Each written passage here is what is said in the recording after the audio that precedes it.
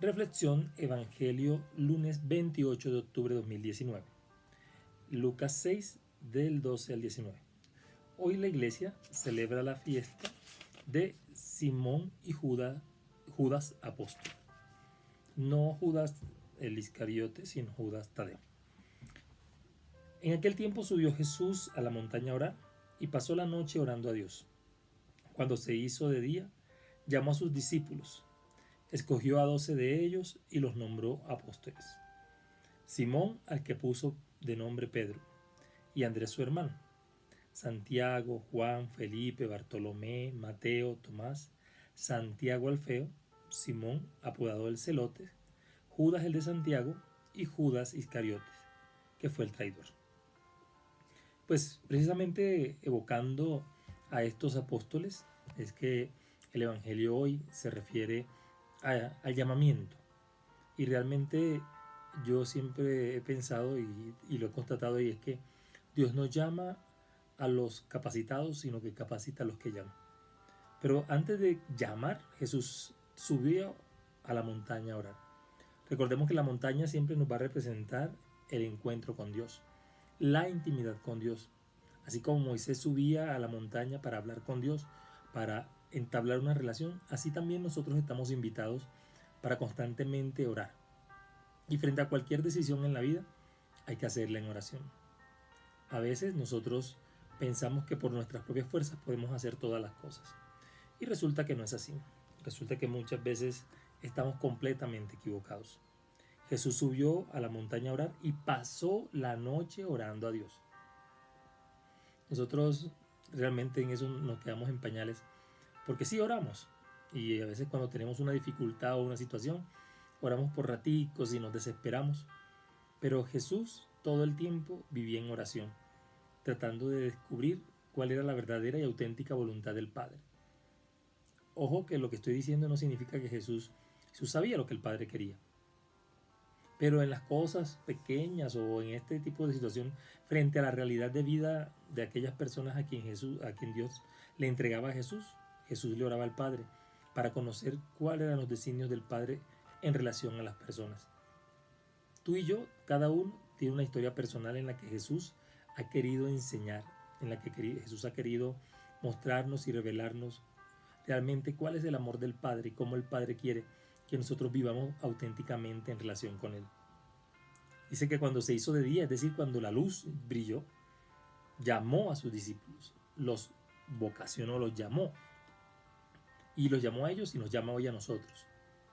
Escogió a 12 de ellos, es decir, que había muchos más, pero escogió a 12. Recordemos que este número 12 tiene toda la relación con las 12 tribus de Israel. Jesús es el nuevo Moisés. Los apóstoles representan las 12 tribus de los hijos de Jacob, y los nombra apóstoles. Apóstol, que significa enviado.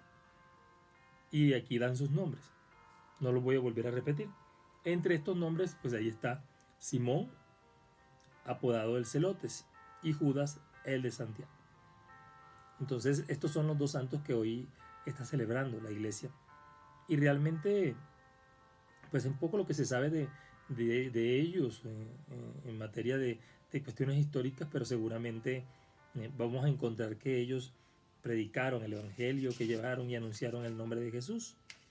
Realmente había mucho que averiguar, y que realmente esto, más que por los nombres de ellos, es para seguir recordando la misión de aquellos que son llamados a ser apóstoles, es decir, enviados a predicar la palabra, a anunciar el reino.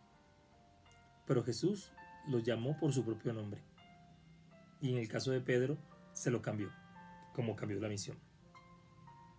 Dice que bajó del monte con ellos y se paró en un llano con un grupo grande de discípulos y de pueblo procedente de toda Judea, de Jerusalén y de la costa de Tiro y de Sidón, es decir, paganos también. Y dice que bajó del monte. Jesús baja del monte porque es en el monte donde tienen los momentos de encuentro con Dios, y estaba con sus discípulos. Es decir, dice que Jesús subió a la montaña y pasó la noche orando a Dios. Cuando se hizo de día, llamó a sus discípulos, es decir, que los hizo subir a ellos también. O sea, los llamó para que ellos también pudieran contemplar la presencia del Padre y pudieran, pues, reconocer que el Padre era que también nos había llamado por medio de Jesucristo y que lo llamó por su nombre. Y dice que estaba y luego bajó y se paró en la mitad del llano con un grupo grande de discípulos y de pueblo procedente de todas las regiones de Judea, de Jerusalén y de la costa de Tiro y Sidón. Y me llama la atención que haya gente de Tiro y de Sidón, porque pues Tiro y Sidón es tierra pagana. Lucas pues obviamente está escribiéndole a una comunidad pagana para decir que para todos es el llamado. A todos nos llama Dios a dejar de ser pueblo, muchedumbre, para ser discípulo y luego apóstol. Ese es el camino de quien ha decidido seguir a Jesús. Salir del pueblo, salir del común, para hacerse discípulo, seguidor, aprendiz. Y luego de eso que ha aprendido, de eso que ha experimentado, lo anuncio, lo llevo, lo comparto. Dice que venían a oírlo y que a los que curaba de sus enfermedades, los atormentados por espíritus inmundos quedaban curados y la gente trataba de tocarlo porque salía de él una fuerza que los curaba a todos. Esta acción de Jesús, es decir, Jesús no solamente se quedaba en la palabra, Él llama, capacita, envía, pero además de eso Jesús obra, sus obras de poder, sus obras de milagro, porque aquí venían a oírlo, la enseñanza, la predicación. Jesús predicaba de una manera que la gente se quedaba admirada. Pero además de eso, Jesús los curaba de todas sus enfermedades. Es decir, Jesús lograba que esa predicación tuviera un efecto, y es decir, la sanidad, porque había fe en él, porque el Padre le había dado esa autoridad, y era una necesidad que tenían estas personas de ser curados. Sobre todo porque recuerden que en el pueblo de Israel, cuando una persona estaba enferma, era considerada maldita, impura, y además se consideraba que eso era consecuencia de sus pecados personales, o de los pecados de sus padres o de sus antepasados. Y Jesús viene para cortar todo eso y para aclarar que las enfermedades son parte de nuestra realidad humana. Somos seres mortales, contingentes. Así que no hay que asustarse ni preocuparse porque pensemos que tener una enfermedad es un castigo de Dios. Seguir pensando de esa manera es pensar anticristianamente, porque Jesús nos aclara que Dios nunca envía una enfermedad y que Dios nunca espera Dios no quiere que las personas estén mal. Dice además que los atormentados por espíritus inmundos quedaban curados, es decir, liberados, libres. Y aquí está hablando de espíritus inmundos, y hay muchos espíritus inmundos que siguen vivos, que siguen por ahí arreando el odio, la mentira, la venganza, la promiscuidad sexual, tantas cosas que dañan el ser humano, que nos dañan el corazón, que nos dañan la vida.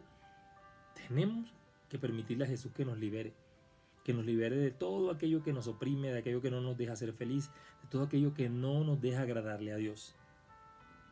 Y la gente trataba de tocarlo, porque salía de él una fuerza que los curaba a todos. Claro, la gente seguramente al ver que Jesús tocaba, sanaba, liberaba, pues las personas, pues como hacían muchas veces, hoy todavía hacemos, ¿no? Que sobamos al santo, a la imagen, y que por eso nos catalogan de idólatras. Pero resulta que claro, al ver a Jesús en esa acción poderosa, en ese desplegar su poder, el poder del Padre, el poder de Él y del Espíritu Santo sobre las personas, pues obviamente la gente todos querían ser beneficiados. Algunos no con la fe suficiente, pero querían ser beneficiados y por eso querían tocarlo, porque salía de él una fuerza poderosa. Y nosotros hoy no podemos tocarlo físicamente, pero espiritualmente sí podemos tocarlo. Pidámosle al Espíritu Santo que nos dé esa gracia de poder tocar a Jesús para que esa fuerza poderosa que viene de él, en su espíritu, nos transforme, nos sane, nos libere y nos dé la paz que nuestro corazón necesita. Pidámosle al Espíritu Santo que nos permita descubrir a qué somos llamados, que todos somos llamados y que en cada uno de estos llamamientos Dios nos va dando una misión que cumplir.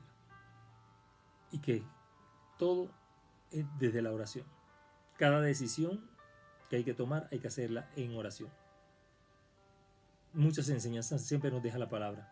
Ojalá que podamos ponerlas en práctica. Bendiciones en Jesús y María. Soy Javier Castañeda, seminarista audista de la provincia Minuto de Dios.